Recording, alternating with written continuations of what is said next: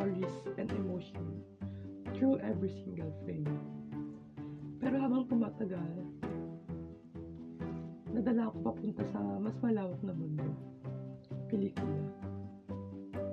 My first production role was director of photography.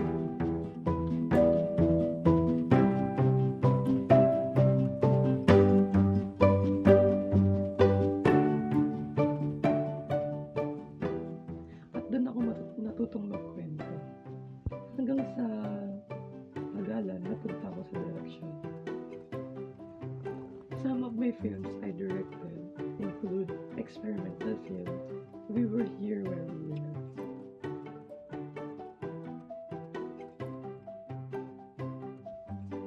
the animated film, A Home Without Wallpaper,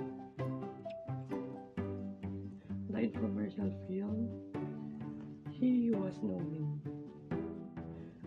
the satirical film, Tumbang Preso. Recently, I directed A Widow to the World.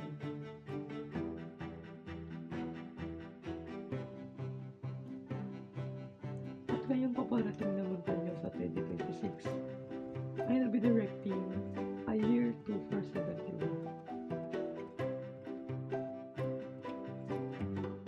The film Year 2471 is a dark comedy about three youth spending time in the lakeside of Bataan until they notice plastic sacks floating and naglalaman ito ng bangkay. The year 2471 marks 450 years from 2021.